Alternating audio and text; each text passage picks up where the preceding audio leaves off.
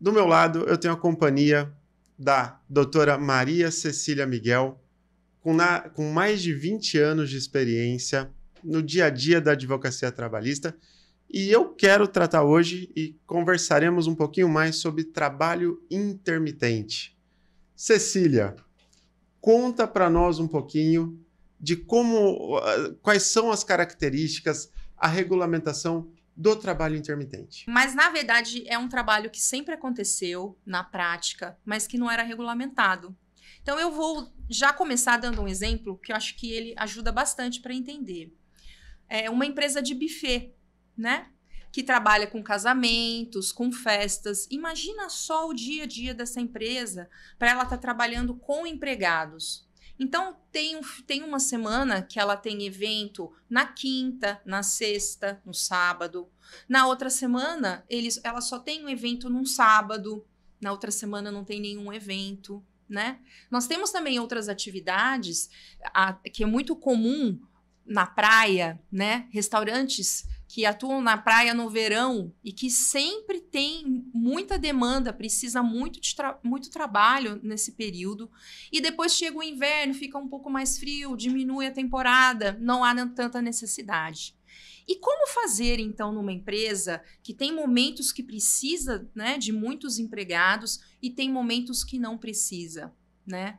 Então, isso é pensando num grande tempo, numa necessidade, às vezes, mensal, né? Mas a gente também tem exemplos do dia a dia.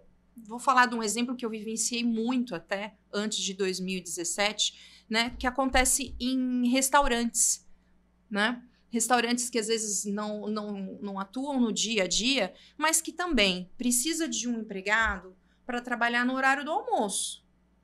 No horário do almoço, né? Um garçom, por exemplo, ele vai trabalhar das 11 da manhã até umas 3 da tarde. E aí, ele vai trabalhar só isso? Não, ele vai trabalhar à noite também, né? Então, começa o jantar às 7 da noite e ele vai trabalhar até às 11. Ah, legal. Mas na legislação trabalhista, nós temos que o intervalo intra-jornada máximo é de 2 horas. Então, o que eu faço com esse garçom que parou de trabalhar às 3 da tarde e vai voltar só às 7 da noite? São 4 horas. Não existia uma regulamentação para isso. Então, por que é intermitente? Porque ele vai trabalhar um pouco, ele sai e depois ele volta no mesmo dia. Então, o trabalho intermitente é esse. É um trabalho que não é constante, de 8 horas por dia, todos os dias, de segunda a sexta ou de segunda a sábado. Não, nós temos essas quebras no meio. É como se fosse ajustar justamente o trabalho, a demanda e a necessidade do ofício. Então, a questão então do trabalho intermitente, eu acho que é justamente ajustar, às vezes, a sazonalidade da demanda com o interesse da empresa e, às vezes, até ajustando com a própria necessidade do empregado, do funcionário, né? Sim, porque vamos pensar como que acontecia na prática, né? Como era uma questão sem solução. Você até deu um exemplo que eu achei muito interessante. Nós precisamos de pessoas treinadas que saibam fazer o trabalho.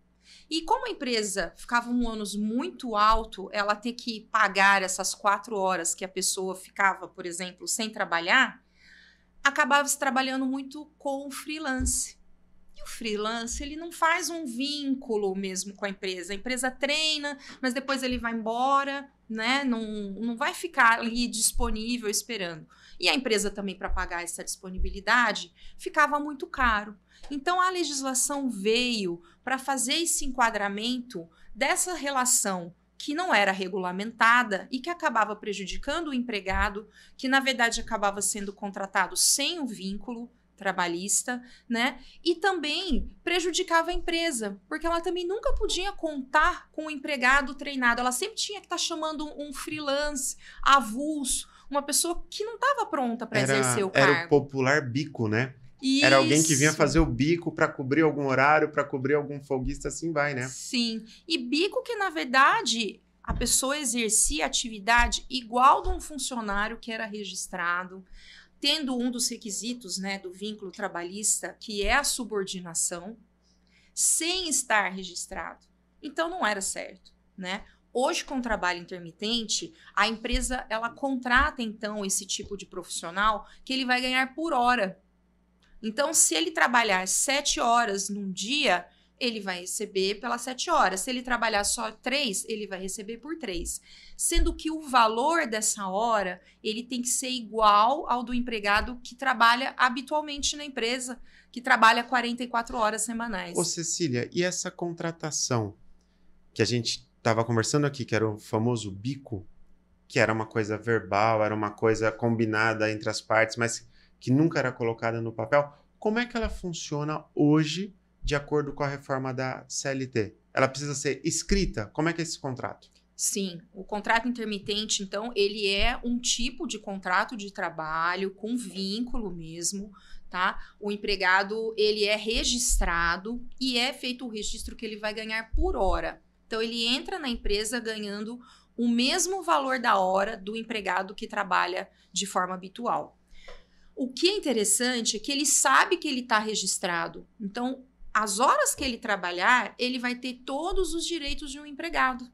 Então, ele vai receber as férias proporcionais a essas horas, ele tem direito a 13º proporcional, ao fundo de garantia, tudo, todos os direitos do empregado. E é interessante que a norma até colocou como que vai funcionar, então, esse trato, né? Para que, se ele ficar totalmente disponível e a empresa não chamar, o empregado é prejudicado. Mas se ele também nunca estiver disponível, quando a empresa precisar... Não tem. Também não tem. Então, o que foi colocado na norma? Então, é feito o registro desse empregado, é feito um contrato de trabalho, tá? Intermitente, tudo regulamentado. E toda vez que a empresa precisar desse profissional, ela tem a obrigação de chamá-lo com pelo menos 3 dias de antecedência. Isso é até por WhatsApp. É super informal, mas falar, olha, eu vou precisar de você sábado, né? Isso lá para terça-feira, não deixar muito em cima também. Será que você consegue vir, né, para trabalhar no almoço? A lei fala com 3 dias de antecedência. A lei fala 3 dias de antecedência, tá?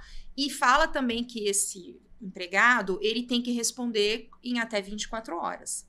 Então, também ele vai, né, ele tem a obrigação de checar o WhatsApp e responder, eu vou poder esse final de semana sim, ou não vou poder. Isso pensando mais para esse trabalho que vai ser curto, né, de um final de semana. É claro que às vezes esse empregado também pode ser contratado para passar um mês trabalhando direto, então não vai precisar ficar tendo esse ajuste. Mas sempre para iniciar um trabalho, a empresa tem que avisar com 3 dias de antecedência. Ô, Cecília, e esse funcionário, ele pode recusar? Pode recusar. Justamente porque como ele... É interessante, né? Porque ele não é obrigado a estar disponível, assim como a empresa não é obrigada a chamá-lo, né? E é por isso que a norma, ela coloca esse prazo de antecedência para a empresa estar chamando e esse prazo de antecedência para o empregado estar respondendo. Porque se ele também não responder, a empresa tem total liberdade para chamar um outro profissional. Agora, deixa eu tirar uma dúvida contigo. Nesse período de inatividade, que o funcionário com essa contratação intermitente está vinculado à empresa. Só que vamos pensar no hotel de praia. Então nós temos lá os meses de alta temporada e aquele momento realmente fica tudo parado, época de chuva, época de inverno, assim por diante. Ele pode prestar serviços para uma outra empresa?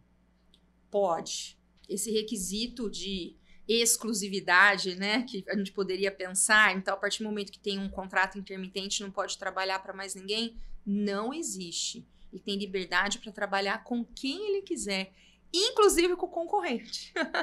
Eu falo que às vezes se estiver num restaurante, ele pode trabalhar das 11 da manhã às 3 num restaurante. Aí ele vai ter esse horário vago, por exemplo, das 3 às 7. Ele pode ir num restaurante vizinho e ajudar na cozinha, tá cortando tudo, né? Exercendo uma outra função. E às 7 ele volta para o restaurante que ele já tinha trabalhado no horário do almoço.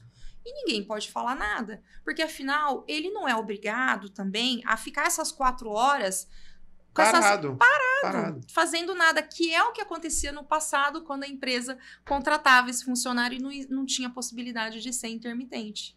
Deixa eu te perguntar uma coisa. Com toda essa prestação de serviço peculiar, como é que ele recebe? Ele recebe ao final do dia que ele prestou serviço, ele recebe ao final de uma temporada. Como é que é feito esse pagamento, essa remuneração do colaborador? O pagamento ele é feito sempre no final do período para o qual ele foi contratado. Então, se ele for contratado para trabalhar uma semana só, a hora que acabar uma semana ele já recebe o pagamento. Se ele for contratado para ficar um mês direto, a hora que der um mês ele vai receber o pagamento.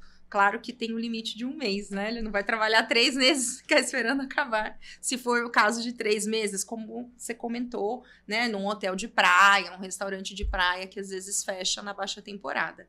E o que é interessante é que ele já recebe tudo. Porque como não vai ter esse vínculo permanente, por exemplo, do fundo de garantia, né?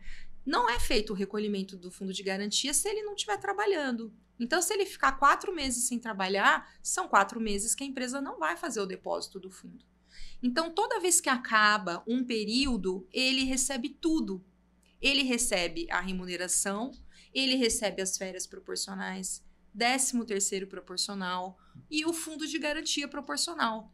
Já é depositado, nesse caso, o fundo de garantia proporcional. Então, eu acho que um dos grandes benefícios, principalmente para o funcionário, para o colaborador, é que além de sair da informalidade, ele vai ter o recolhimento do seu FGTS e demais contribuições previdenciárias proporcionais. Isso. Agora, Cecília, e esse colaborador, ele não vai parar nunca? Ele tem direito às férias? Como é que funciona isso? Sim, é bem pensado esse detalhe, né? Porque senão ele tem que estar sempre disponível. Todo mundo tem direito a férias, né? Todo mundo merece ter férias. Então, a legislação também fez a previsão que a cada 1 ano, independente da forma como é feito esse trabalho intermitente, o empregado tem direito a tirar férias, tá? Então, ele pode, dentro de 1 mês, falar, olha, estou de férias, ele comunica, estou de férias, né, nesse 1 mês, até pode pedir o fracionamento, se quiser, então eu vou tirar férias agora por 10 dias, não tem problema, tá? Mas ele tem direito a cada 1 ano a ter esse período de férias. Ô, Cecília, e uma dúvida que surge muito grande também. Isso eu posso, essa contratação nesse regime, ela ocorre com qualquer tipo de função ou só com as não habituais?